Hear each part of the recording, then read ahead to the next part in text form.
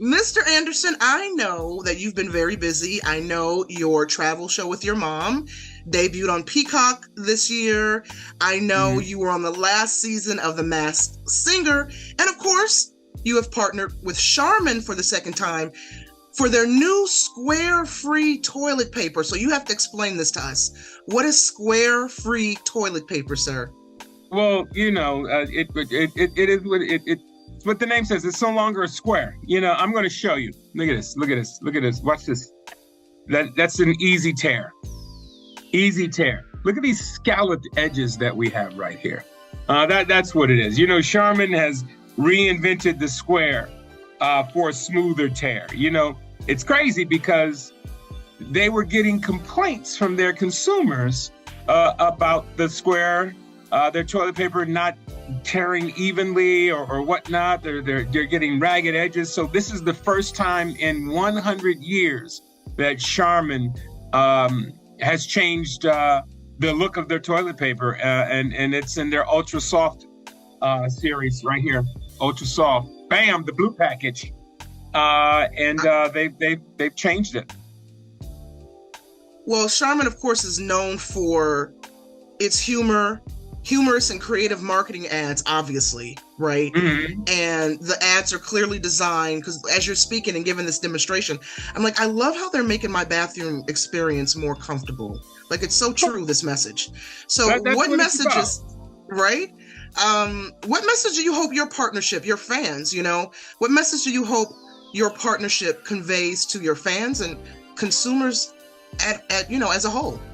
Well, hopefully Charmin is meeting the consumer needs. They listen.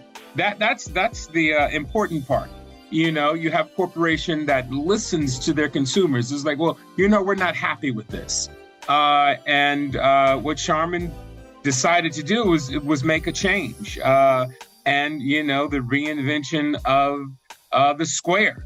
And it's just a simple thing like this. And you look at it, it might be quirky or it might be, but I enjoy it.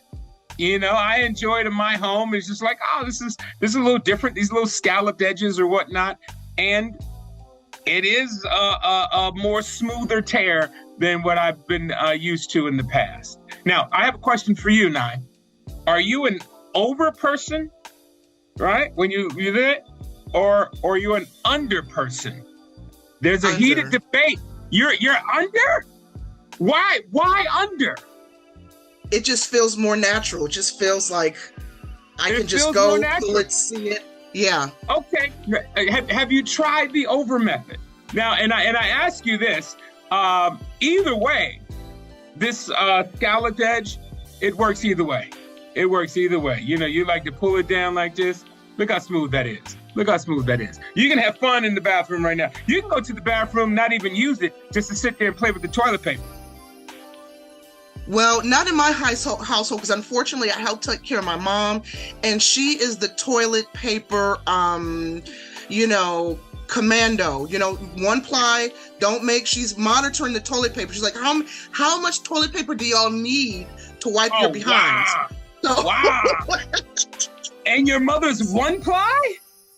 She says she don't need that much, and I'm like, okay, Mom. You know what?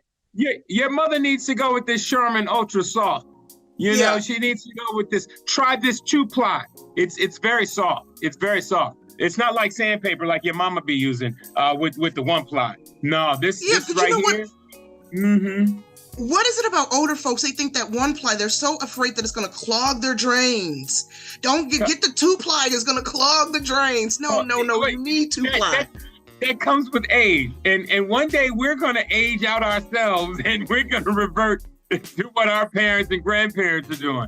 I don't know what that is. It's like we're still stuffing toilet paper down the toilet, Ma and Grandma. That's what it was designed to do. That's what it was designed to do. It's designed to do two things: wipe and be disposed of. Exactly. So wait a minute, Mr. Anderson. Clearly, fans know you because you're so gosh darn funny in almost everything you do, right? So how would you say your personal style and sense of humor aligns with Charmin's branding? I think it aligns well. That's why we have a partnership together. You know, I like to think I give the people what they want, just like Charmin is giving the people what they want with their ultra soft, new smooth tear toilet paper. So yeah, I think it's a match made in heaven. We can be irreverent and have some fun, you know, talking about toilet tissue. You know, you and I are sitting here having an interview about toilet tissue. So I think that speaks to itself right there. Amen to that. So, okay, so let's segue. While I have still a few more moments, I think. Speaking of mamas, have you taken Charmin to your mama's house? The new. I have a case ready to go to my mother's house ASAP. My mother and I, we share the same behind. So if I enjoy this, I'm pretty sure my mother will enjoy this. And like the song say, I get it from my mama. Right, exactly.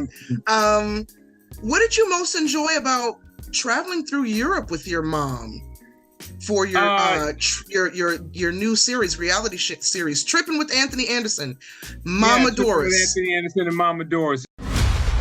I'm Anthony Anderson, and I've just returned from the ultimate European road trip with my mother. Look, Mama, I go to Eiffel Tower. She's looking at the map upside down. God dang, he makes my ass hurt. I took her on this trip of a lifetime to say thank you for all she sacrificed and done for me. Where's Dick at? The ability to take my mother on a 6-week vacation throughout Europe, London, through France, Paris, Lyon, Cannes. Then we went over to Italy, Rome, Florence, and Venice. You know, just to give her an experience that, you know, she's always wanted to have, and I felt that she deserved.